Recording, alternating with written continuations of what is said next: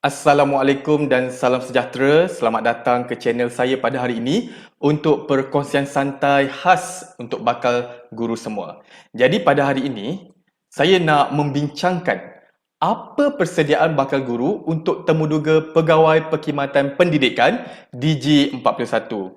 Jadi macam kita sedia maklum, sekarang ni sedang hangat pengambilan one off oleh KPM.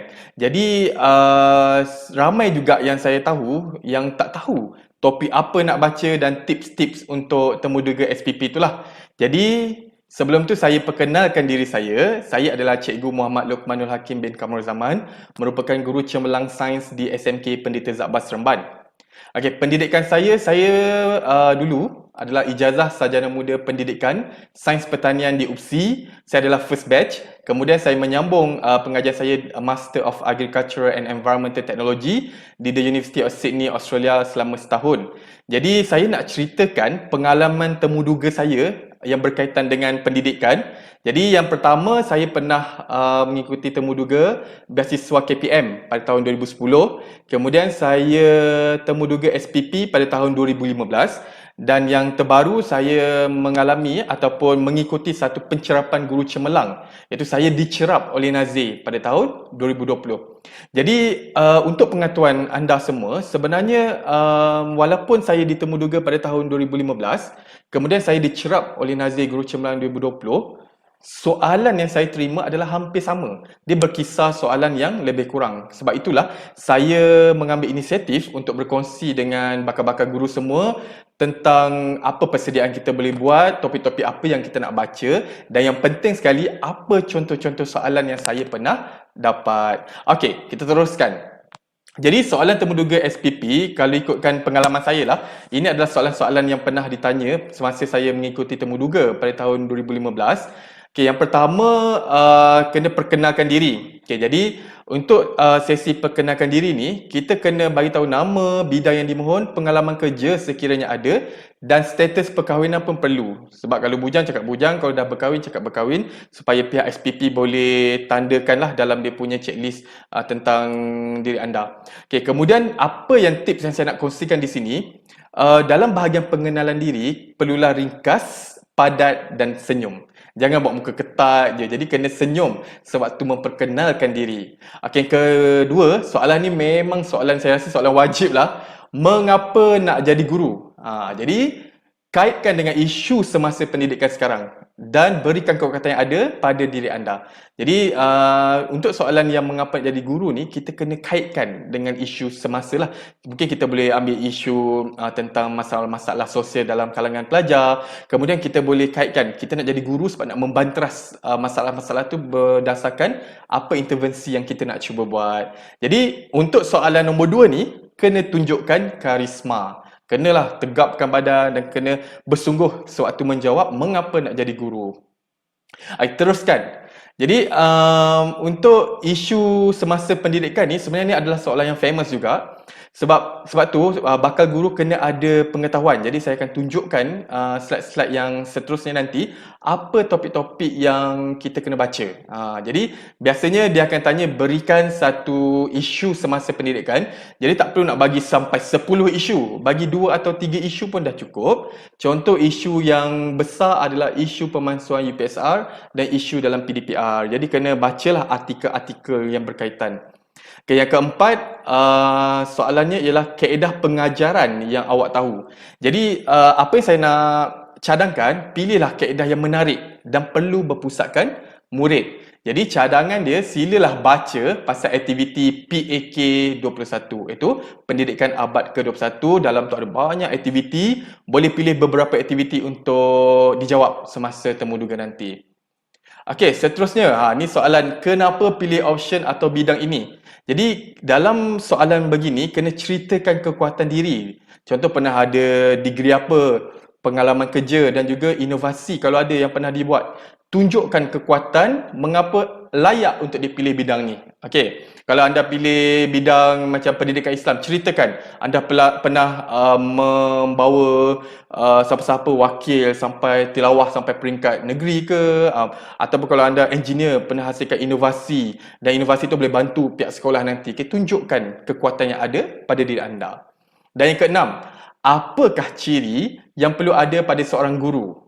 Dan sudahkah anda bersedia memberi sumbangan kepada sekolah? Jadi soalan-soalan yang sebegini perlukan bakal-bakal guru untuk mempunyai pengetahuan tentang bidang pendidikan lah. Jadi saya cadangkan rujuk ciri-ciri guru abad ke-21. Just search dekat Google, type lah ciri-ciri guru abad 21 dan tengok mana ciri-ciri yang anda sesuai dan bentangkan kepada pihak SPP nanti. Okay, dan dalam soalan ni kena kaitkan kelebihan diri kita. Contoh, kita ni seorang yang fleksibel dan boleh memberikan sumbangan kepada sekolah. Jadi kena daripada sekarang kena promote diri. Kena cakap, oh kita ni memang boleh memberi sumbangan kepada sekolah sebab kita seorang yang proaktif, yang positif dan bersemangat. Okey. Soalan nombor 7. Apakah contoh aktiviti luar bilik darjah? Okey. Untuk soalan yang sebegini, kena pilih aktiviti yang menarik dan perlu berpusatkan murid. Contoh program lawatan sambil belajar dan macam mana kita nak berpusatkan murid, kita kena laksanakan aktiviti literasi maklumat di mana kita akan beri soalan kepada murid tersebut dan dia kena jawablah based on apa yang dia nampak di taman botani ataupun muzium tersebut. Jadi ini adalah contoh aktiviti, boleh cari lagi beberapa contoh. Dan soalan yang terakhir, soalan yang ke-8 yang saya dapat hari itu adalah, bersediakah dipostingkan di Sabah dan Sarawak? Kalau anda, apa jawapan anda? Mestilah kita akan cakap, ya, bersedia ditempatkan di mana-mana. Sebab kita tahu sekarang ni Sabah dan Sarawak masih kekurangan guru. Jadi potensi anda untuk dipostingkan ke sana itu tinggi. Jadi kita tengok siapa yang dapat Sabah dan juga Sarawak. Jadi memandangkan sekarang ni adalah musim PDPR di mana pelajar tidak bersekolah seperti biasa.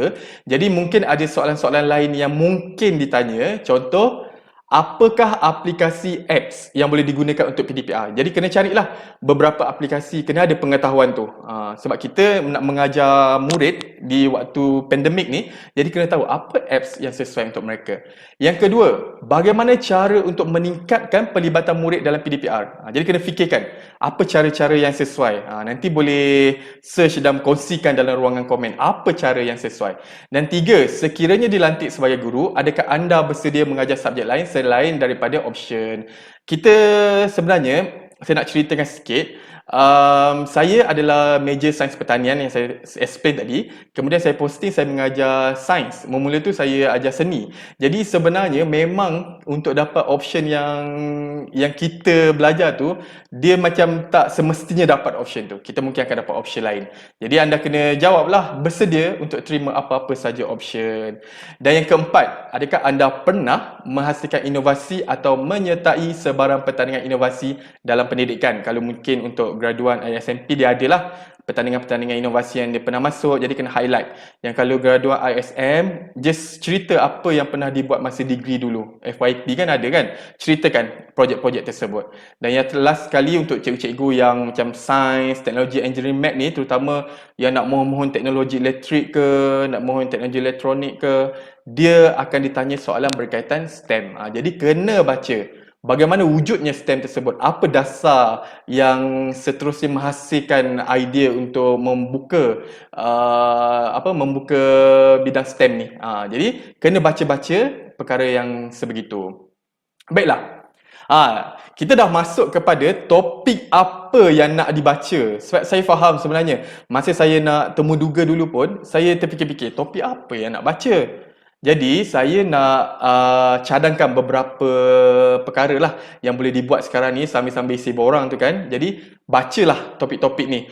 Untuk pengetahuan, dia takkan tanya banyak sangat pasal isu, teori dan sebagainya, tapi kena tahu. Sebab kita kan nak apply bidang pendidikan, jadi kena tahu sebersedikit tentang apa teori yang ada, apa model yang ada dalam pendidikan dan kaedah serta teknik yang ada.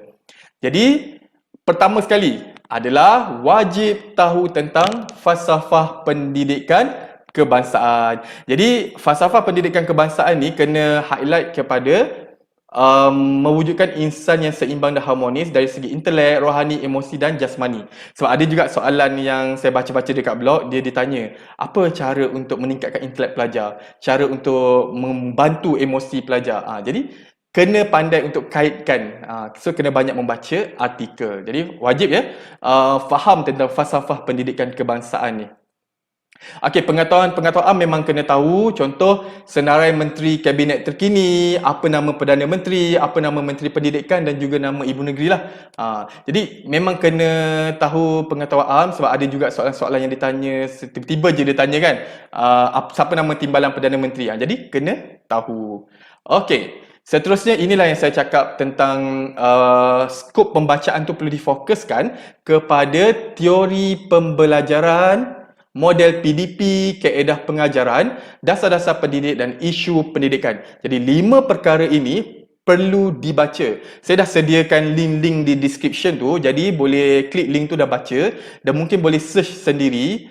Okay, jadi sebenarnya untuk teori pembelajaran, model PDP semua ni memang adalah soalan yang memang akan ditanya sebenarnya sebab inilah tunjang kepada dasar pendidikan negara kita.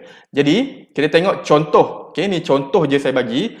Contoh teori pembelajaran yang ada adalah teori behaviorisme, kognitif, sosial dan juga humanis. Jadi, kena search. Contoh nanti bila panel tanya, boleh terangkan tak satu teori pembelajaran yang awak tahu? Pilihlah satu. Sebab tu kena baca dahulu. Jangan tak payah hafal pun. Pilih satu dulu. Okey. Seterusnya, model pengajaran dan pembelajaran, contoh model C, model latihan terus dan model inquiry.